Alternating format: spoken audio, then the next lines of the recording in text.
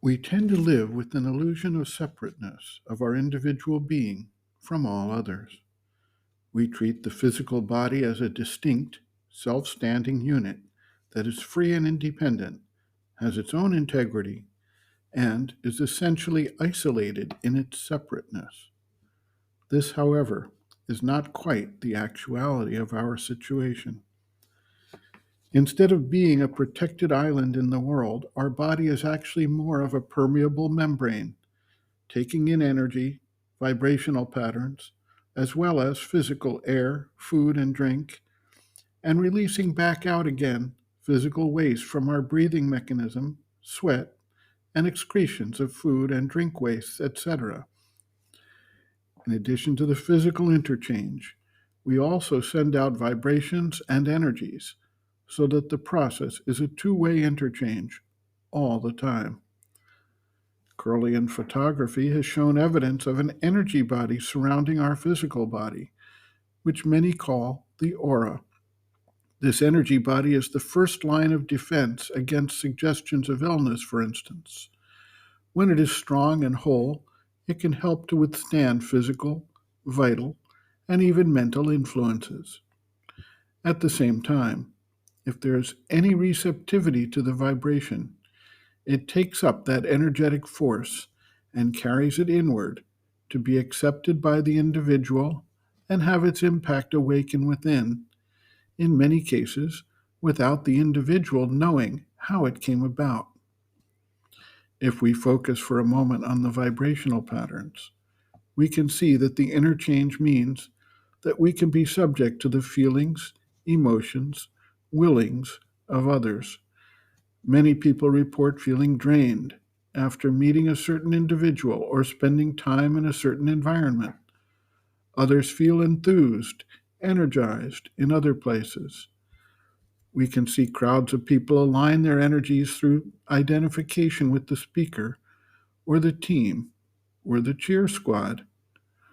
All of these evidences a receptivity to the vibrations and an active intake of them, whether unconsciously or consciously, as the case may be.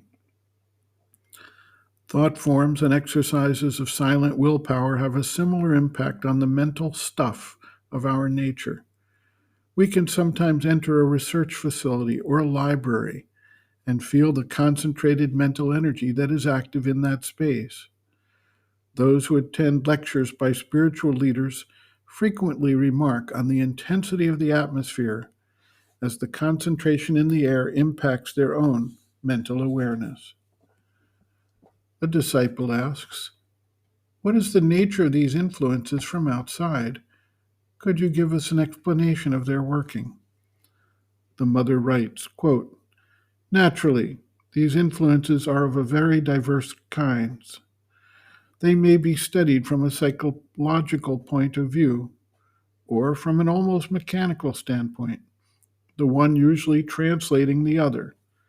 That is, the mechanical phenomenon occurs as a sort of result of the psychological one. In very few people, and even in the very best, at very rare moments in life, does the will of the being express that deep, inner, higher truth." After a silence, Mother continues, "The individual consciousness extends far beyond the body.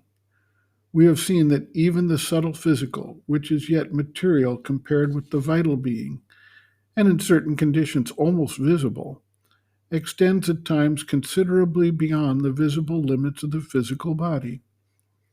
This subtle physical is constituted of active vibrations, which enter into contact or mingle with the vibrations of the subtle physical of others, and this reciprocal contact gives rise to influences.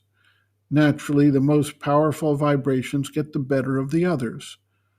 For example, as I have already told you several times, if you have a thought, this thought clothes itself in subtle vibrations and becomes an entity which travels and moves about in the earth atmosphere in order to realize itself as best it can.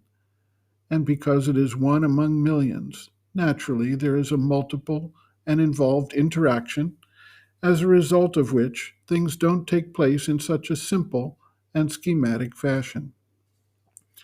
What you call yourself, the individual being enclosed within the limits of your present consciousness, is constantly penetrated by vibrations of this kind, coming from outside, and very often presenting themselves in the form of suggestions, in the sense that, apart from a few exceptions, the action takes place first in the mental field, then becomes vital, then physical. I want to make it clear that it is not a question of the pure mind here, but of the physical mind. For in the physical consciousness itself, there is a mental activity, a vital activity, and a purely material activity. And all that takes place in your physical consciousness, in your body consciousness, and bodily activity penetrates first in the form of vibrations of a mental nature, and so in the form of suggestions. Most of the time, these suggestions enter you without your being in the least conscious of them. They go in, awaken some sort of response in you, then spring up in your consciousness as though they were your own thought, your own will, your own impulse. But it is only because you are unconscious of the process of their penetration. These suggestions are very numerous, manifold, varied, with natures which are very, very different from each other, but they may be classified into three principal orders.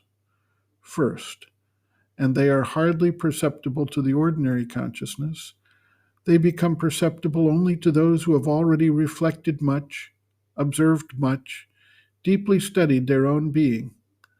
They are what could be called collective suggestions. End quote.